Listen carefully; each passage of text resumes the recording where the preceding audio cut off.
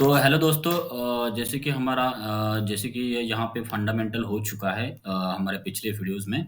ठीक है। तो यहाँ पे सारे हमने फंडामेंटल्स कवर किए हैं और अभी हमारा ऑपरेटर मॉड्यूल चला है। ठीक है। तो इसमें देखिए हमारे जहाँ तक रेड मैंने किया है वो उस तक मुझे लगता है कि कंप्लीट हुआ है। लास्ट वीडियो में किसी ने नहीं देखा है तो आप देख सकते हैं। तो आज हम नेक्स्ट स्टार्ट करते हैं असाइनमेंट ऑपरेटर, कंडीशनल और न्यू ऑपरेटर। ठीक है। तो चलिए स्टार्ट करते हैं। ठीक है। तो आज का हमारा क्या है? Assignment operator. ठीक है। तो यहाँ पे मैं लिख लेता हूँ असाइनमेंट ऑपरेटर। ठीक है। तो देखिए असाइनमेंट जितने भी हमने ऑपरेटर लिए हैं तो उसका हम एग्जाम्पल के साथ पहले उसको स्टार्ट किया है ताकि बेटर अंडरस्टैंडिंग हो जाती है और कॉन्सेप्ट आपको समझ में आ जाता है। ठीक है। तो अभी हम असाइनमेंट ऑपरेटर को भी वैसे ही समझेंगे, पहले एग्जाम्पल लेंगे और उसके बाद समझेंगे। ठीक है। तो देखिए पहली बात यह है कि असाइनमेंट जो ऑपरेटर होता है नाम में ही सब है, असाइन करने के लिए यूज किया जाता है। ठीक है। लेकिन उसके तीन टाइप्स है असाइनमेंट ऑपरेटर के। ठीक है। तो तीन तरीके से हम उसको यूज कर सकते हैं। दूसरी ये बात है, जैसे कि इसका फर्स्ट मैं यहाँ पे लिख लेता हूँ। इसका फर्स्ट है सिंपल असाइनमेंट। ठीक है। Simple assignment operator. सेकंड वाला है यहाँ पे चेन्ड चेन्ड असाइनमेंट। और यहाँ पे तीसरा हमारा है कंपाउंड कंपाउंड असाइनमेंट। ठीक है। तो ये तीन टाइप्स इसमें है। असाइनमेंट ऑपरेटर आपको पता है कि कुछ आपको असाइन करना है, वैल्यूज असाइन करना है कुछ वेरिएबल को, तो उस टाइम पे आपको असाइनमेंट ऑपरेटर का यूज किया जाता है। और उसमें तीन टोटल टाइप्स है। पहला सिंपल है, उसका चेन्ड है, उसके बाद कंपाउंड है। तो ऐसे तीन टाइप यहाँ पे है। तो हम एक एक करके उसको देख लेते हैं। ठीक है। तो पहला देखते हैं सिंपल असाइनमेंट कैसे किया जाता है। ठीक है। तो देखिए सिंपल असाइनमेंट जो है बहुत ही सिंपल है। इसमें देखिए सिंपल मैं यहाँ पे एक एग्जांपल ले रहा हूँ। इंटीजर फॉर एग्जांपल पी मैंने वेरिएबल लिखा और यहाँ पे कुछ मैंने यहाँ पे 20 वैल्यूज दी। तो यहाँ पे मैंने कैसे यूज किया? बहुत ही सिंपली यूज किया। डेटा टाइप मैंने इंटीजर यहाँ पे डिक्लेयर किया है, पी वेरिएबल का नाम लिखा और 20 वैल्यू असाइन की। ठीक है। तो इस तरीके से कोई भी कितनी भी वैल्यू हो तो आप ये इस तरीके से आप असाइनमेंट जो भी सिंपल असाइनमेंट है उसको यूज करते हैं। मतलब सिंपली उसका यूज ये है कि असाइन करने के लिए वैल्यू आपको इसको हम यूज करते हैं। ठीक है। तो अभी देखिए पहला हमारा एग्जांपल देखा असाइनमेंट, सिंपल असाइनमेंट का। तो दूसरा हम यहाँ पे ही देखते हैं तो समझेगा आपको। ठीक है। तो यहाँ पे देखिए दूसरे में एग्जांपल मैं लेता हूँ कि चेन्ड असाइनमेंट, इसके नाम में ही सब है। जैसे कि फॉर एग्जांपल यहाँ पे दिखा, for example x is equal to y is equal to for example z, right, is equal to for example मैंने 20 वैल्यू लिया है। ठीक है। तो अभी इसका मतलब क्या है कि इस तरह से आप कुछ असाइन कर रहे हैं वैल्यूज, तो ये तीनों एक्स वाई जेड ये तीनों इक्वेलिटी, मतलब एक्स का भी वैल्यू 20 है, वाई का भी वैल्यू 20 है, जेड का भी वैल्यू 20 है। ठीक है। तो ये एक चेन टाइप में असाइन किया जाता है, मल्टीपल वेरिएबल को असाइन किया जाता है एक ही वैल्यू। तो उस टाइम पे उस असाइनमेंट को आपको बोला जाता है कि ये चेन्ड असाइनमेंट है। ठीक है। तो मुझे लगता है आपको चेन समझ गया होगा। ठीक है। चेन टाइप में वहाँ पे असाइनमेंट दिया जाता है। ठीक है। फॉर एग्जांपल यहाँ पे मैंने कुछ दिया। फॉर एग्जांपल यहाँ पे मान लीजिए system dot out dot print l n, मैं मान लीजिए इसको प्रिंट कर रहा हूँ। ठीक है। किसको मैं प्रिंट करना चाह रहा हूँ? अभी देखिए यहाँ पे कि मान लीजिए मैंने असाइनमेंट ऐसे किया है चेन टाइप में। ठीक है। तो सिस्टम डॉट आउट डॉट इसमें मैं प्रिंट कर रहा हूँ। तो अभी फॉर एग्जांपल एक्स लिखा, मैंने एक्स प्रिंट किया। ठीक है। एक्स को मैंने प्रिंट किया है। ठीक है। और अभी यहाँ पे जस्ट मिनट, फॉर एग्जांपल यहाँ मैंने प्रिंट किया है बी को, सॉरी हमारा क्या है वाई। ठीक है। वाई को यहाँ पे मैंने प्रिंट किया। उसके बाद यहाँ पे फॉर एग्जांपल मैंने प्रिंट किया किसको? हमारा जेड। ठीक है। तो इसका आउटपुट क्या आएगा आपको फाइनली? जो भी आपका आउटपुट है तीनों का भी 20 20 और 20 इस तरह से आपका आउटपुट आ जाएगा। ठीक है।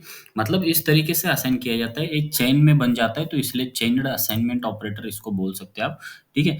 तो उसके बाद हमारा नेक्स्ट है कंपाउंड असाइनमेंट ऑपरेटर। देखिए कभी कभी क्या होता है असाइनमेंट करने के टाइम पे आपको कुछ अलग दूसरा ऑपरेटर की भी जरूरत पड़ती है। ठीक है?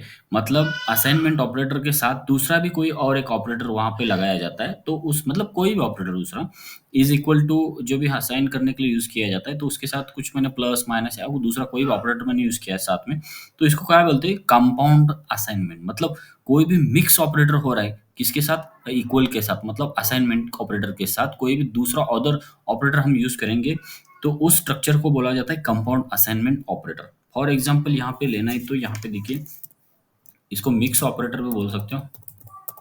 मिक्स असाइनमेंट बेटा, इस असाइनमेंट में हम बात कर रहे हैं। तो ये देखिए क्या है, ये हमारा है असाइनमेंट ऑपरेटर, ठीक है? तो यहाँ पे हम एग्जाम्पल डायरेक्टली लेते हैं। For example integer p is equal to, for example मैंने 20 लिखा, ठीक है?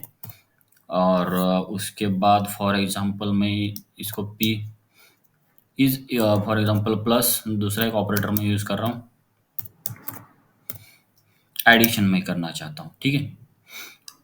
फॉर एग्जाम्पल ऊपर जो मैंने लिखा है वहाँ पे मैंने 20 दिया है, फॉर एग्जाम्पल यहाँ पे हम 30 करते हैं, ठीक है? और ये दूसरा टाइप जो मैंने नीचे किया है उस इसमें क्या किया है मैंने कि 20 जो वहाँ पे अभी यहाँ पे प्रिंट भी करते हैं, ठीक है? यहाँ पे फॉर एग्जाम्पल मैं प्रिंट कर रहा हूँ, क्या प्रिंट करना है? इस तरह से प्रिंट करेंगे हम। फॉर एग्जाम्पल ये इस तरह का असाइनमेंट यहाँ पे किया है, ठीक है? और इसको अभी मैं प्रिंट कर रहा हूँ, तो क्या आउटपुट यहाँ पे आ जाएगा मुझे बता दीजिए, ठीक है? तो यहाँ पे देखिए अभी कि यहाँ पे मैं किसको प्रिंट कर रहा हूँ, प्रिंट पी को, ठीक है? तो इसका आउटपुट आपको समझ गया होगा कि क्या आएगा, क्योंकि दो ऑपरेटर को मैंने मिक्स किया है। यहाँ पे देखिए इस केस में यहाँ पे क्या किया है, प्लस इज इक्वल टू ऐसे लिखा है अपने लैंग्वेज में, तो इसके बाद इसका आंसर क्या आएगा, उसका जो भी मतलब क्या बोलते हैं उसको, उसका जो भी एडिशन है उसका आपका आउटपुट आएगा। मतलब यहाँ पे कितना आएगा आपका, यहाँ पे मैं पी लिखता हूँ और आउटपुट यहाँ पे लिखता हूँ, ठीक है? तो यहाँ पे आपका 50 आपका क्या आएगा, आउटपुट आ जाएगा। क्योंकि जो पहला जो मैंने p इज इक्वल टू 30 मैंने लिखा है वहाँ पे, ठीक है? और उसके बाद मैंने यहाँ पे क्या लिखा है कि यहाँ पे एडिशन करना चाहता हूँ मैं, ठीक है?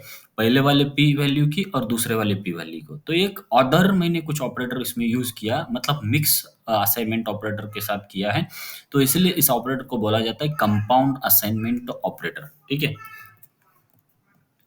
तो ठीक है, चलेगा। तो आपको मुझे लगता है कि ये असाइनमेंट जो ऑपरेटर है इसका जो भी है आपको समझ गया होगा, ठीक है? तो इसको मैं अभी रेड कर देता हूँ। ये हमारा कंप्लीट हो चुका है, ठीक है? तो अभी हमारा अगला क्या है, यहाँ पे मुझे लगता है कि कंडीशनल ऑपरेटर होगा, ठीक है? तो इसको मैं यहाँ पे लिख लेता हूँ, कंडीशनल ऑपरेटर, ठीक है? तो ये एक टाइप अभी देखिए, राइट, राइट। तो अभी देखिए कंडीशनल ऑपरेटर, इसको भी हम एग्जाम्पल के साथ समझेंगे तो कि आपको अंडरस्टैंडिंग अच्छे लेवल पे हो जाता है, ठीक है? राइट। तो इसमें भी आप जब नाम देखेंगे कंडीशन, राइट, जैसे वर्ड यहाँ पे दिया है उसका ही मीनिंग यहाँ पे होता है मोस्टली, ठीक है? कंडीशनल ऑपरेटर जो होता है ना, तो उसका पहले मैं सिंटैक्स लिख लेता हूँ, मतलब कैसे लिखा जाएगा इसको, ठीक है? तो यहाँ पे सिंटैक्स बोलो या एग्जाम्पल ही ले लेते हैं। For example integer p is equal to मैंने लिखा, स्ट्रक्चर सिर्फ देख लीजिए कैसे इसको डिक्लेयर किया है, ठीक है? पहले मैंने 20 लिखा, ठीक है? उसके बाद 20 लेस देन 50, ठीक है? उसके बाद मैंने यहाँ पे मेरा ऑपरेटर यूज किया है, कौन सा, कंडीशनल, ठीक है? उसके बाद यहाँ पे फॉर एग्जांपल 40, सॉरी 40 नहीं, 100, और यहाँ पे मैं 200 ऐसे लिखता हूँ, ठीक है? तो देखिए इसको ऐसे ऐसे डिक्लेयर किया जाता है या ऐसे लिखा जाता है, सिंटैक्स भी बोल दीजिए, एग्जाम्पल बोल दीजिए, ठीक है? तो integer p is equal to 20 less than 50, तो वहाँ पे क्वेश्चन मार्क जैसे आपको लिखना है और उसके बाद आपको 2 वैल्यू देखना है और जो भी कोलन है बीच में। तो इस तरीके से लिखने से ये क्या है, इसमें क्या यूज़ किया है मैंने, कंडीशनल ऑपरेटर इस लाइन में, ठीक है? ये इस तरह से लिखा जाता है, यहाँ पे पहला कंडीशन लिखा, यहाँ पे असाइनमेंट तो आएगा ही आएगा, उसके बाद यहाँ पे एक कंडीशन दिया जाएगा। कंडीशन जब ये ट्रू हो, फॉर एग्जांपल ये कंडीशन ट्रू है, फॉर एग्जांपल ये कंडीशन ट्रू है, तो ये पहला वाला आउटपुट आपका आउटपुट आएगा। ये कंडीशन जो फॉल्स रहेगा, मतलब ये गलत है, फॉल्स है, तो ये आपका सेकंड वाला दूसरा आंसर आएगा, राइट। तो इस केस में देखिए आपका कंडीशन क्या हो रहा है कि 20 क्या है, 20 मतलब ये जो कंडीशन लिखा है ये सही है, ट्रू ट्रू वहाँ पे आउटपुट मतलब कि ट्रू वहाँ पे आंसर है, ठीक है। क्योंकि 50 ग्रेटर देन बताया है 20 से, तो ये सही है, ट्रू है। ट्रू है तो यहाँ पे इमीडिएटली पहला वाला 100 आंसर आएगा, मतलब इस लाइन का आंसर आपका आएगा, पी का वैल्यू कितना आएगा, p is equal to 100, right. तो ये ऐसा कंडीशनल ऑपरेटर आप डिक्लेयर कर सकते हैं, यूज़ कर सकते हैं।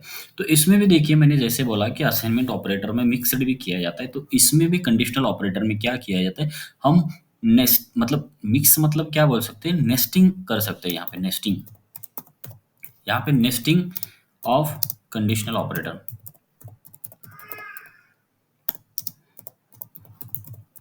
देखिए अभी नेक्स्टिंग के केस में कंडीशनल के कैसे, यहाँ पे एग्जांपल में लिखता हूँ तो ये समझेगा, p is equal to for example यहाँ पे लिखा, वही एग्जांपल लेते हैं 20 ग्रेटर देन फॉर एग्जांपल 50, मैंने कंडीशन फॉल्स यहाँ पे रखा है, ठीक है, अगले एग्जांपल के लिए, ठीक है।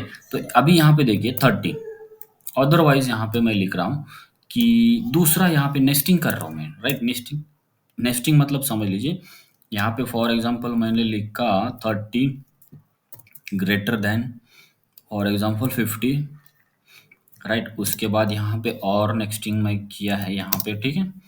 और यहाँ पे आउटपुट आपको देना चाह रहा हूँ मैं यहाँ पे फॉर एग्जांपल 70:80, ठीक है। तो देखिए इस तरह से हमारा पूरा लिखा है, मतलब यहाँ पे टोटल कितने हैं, ये अंदर भी मैंने एक यहाँ पे क्या लिखा है, टोटल कंडीशनल ऑपरेटर, और ये पूरा भी हमारा ये कंडीशनल ऑपरेटर है, ठीक है। तो इसको बोलते हैं नेस्टिंग ऑफ कंडीशनल ऑपरेटर। तो अभी देखिए इसमें जब कैलकुलेशन या जब जो भी उसका आउटपुट निकाला जाएगा तो ये कैसे आपको समझेगा, ठीक है। तो ये मैं यहाँ पे एक्सप्लेन कर देता हूँ, यहाँ पे देखिए कैसे हो जाएगा। फॉर एग्जाम्पल पी को हम डिक्लेयर कर रहे हैं, तो पहले क्या हो जाएगा, 20 20 ग्रेटर देन 50, तो ये क्या है, फॉल्स है। ये क्या है, ये फॉल्स है, ठीक है। फॉल्स है तो हमारा ये आउटपुट नहीं रहेगा, 30 नहीं आउटपुट आएगा, आपका आउटपुट दूसरा आना चाहिए, राइट, 2 नंबर का। तो ये फॉल्स है, ये फॉल्स कंडीशन हो गया, तो फॉर एग्जांपल ये अंदर चला गया, दूसरा जो भी वहाँ पे वैल्यू होना चाहिए था, लेकिन ये नेस्टिंग फिर किया है कंडीशनल ऑपरेटर का, तो ये भी कंडीशन चेक करके फिर आउटपुट दे दीजिए, ऐसे बोला है। 70 और 80 के बीच में दोनों में से एक आंसर आएगा।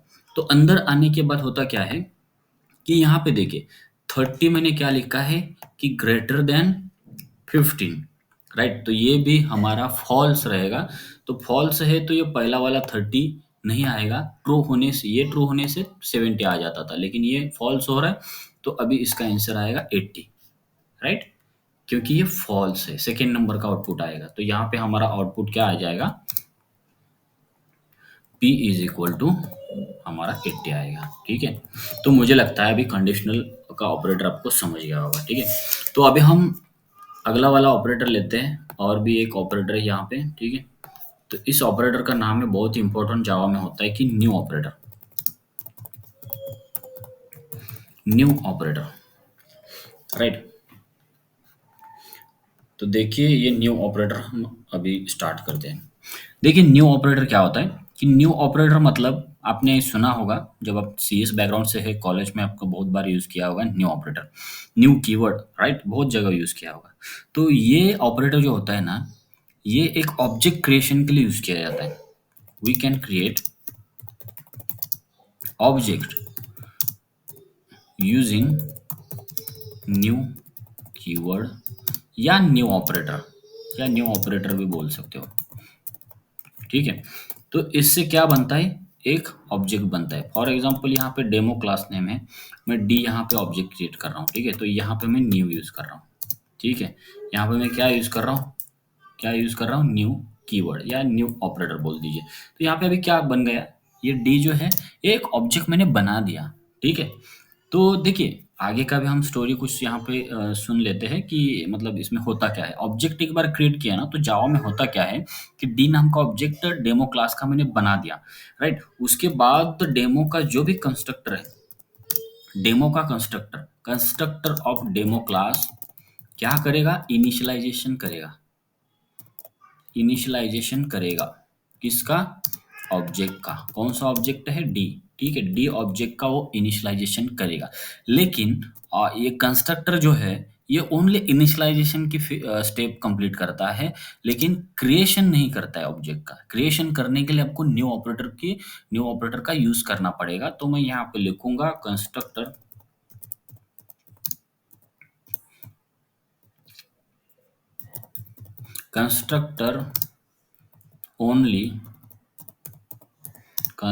Only perform initialisation. ठीक है, ओनली इनिशियलाइजेशन करता है but not creation of object. मतलब क्रिएशन वो नहीं करेगा ऑब्जेक्ट का। मतलब ऑब्जेक्ट बनाना मतलब बनाने का जो काम है ये एक्चुअली कंस्ट्रक्टर नहीं करता है। कंस्ट्रक्टर जब ऑब्जेक्ट क्रिएट होगा तो इनिशियलाइजेशन का जो भी प्रोसेस है वो कर देता है। ठीक है, तो इसमें ये मुझे पॉइंट यहाँ पे एक्सप्लेन करना था। ठीक है, तो अभी देखिए आप बोलेंगे कि यहाँ पे न्यू कीवर्ड से क्या हो रहा है कि ऑब्जेक्ट क्रिएट हो रहा है। न्यू कीवर्ड से क्या हो रहा है कि एक ऑब्जेक्ट हम क्रिएट कर रहे हैं, राइट। लेकिन यहाँ पे ऐसा कुछ नहीं है कि कोई डिलीट कीवर्ड, कि ऑब्जेक्ट डिलीट किया जाएगा। ऐसा कोई कीवर्ड जावा में नहीं है, ये गलत है। ठीक है, तो ये ऐसा होता नहीं। यहाँ पे होता क्या है जावा में कि न्यू कीवर्ड से ऑब्जेक्ट क्रिएट किया जाता है, लेकिन डिस्ट्रक्शन जो होता है ऑब्जेक्ट को कौन डिलीट करेगा या कौन उसका मेमोरी में डिस्ट्रक्शन करेगा, तो ये छोड़ दिया होता है गार्बेज कलेक्टर को। ये गार्बेज कलेक्टर काम करता है। ये सारी सब जब ऑब्जेक्ट का यूज नहीं है, राइट, तो वो खुद चेक करेगा और उसको डिलीट करेगा। Garbage collector is responsible for destruction, या जो भी है गार्बेज कलेक्शन वो परफॉर्म करेगा। Garbage collector is responsible for destruction of objects, right. तो ये थियरी आपको थोड़ा सा समझना पड़ेगा, क्योंकि जब ऑपरेटर सीखते हैं थोड़ा बहुत यहाँ पे जो भी उसके रिलेटेड कुछ आता है तो आपको समझना है, तो क्या आपको ज़्यादा डेप्थ मिल जाएगा। ठीक है, तो यहाँ पे देखिए हमने क्या लिया है अभी, न्यू ऑपरेटर भी कंप्लीट किया है। ठीक है, तो मुझे लगता है कि ये न्यू जो ऑपरेटर हमने लिया है तो ये आपको अच्छे लेवल पे समझ गया होगा। ठीक है, तो चलिए आज के वीडियो में इतना ही। बाकी का जो भी हम कल जो भी है हमारा लेक्चर उसमें हम ले लेंगे। ठीक है, चलेगा। Thank you so much.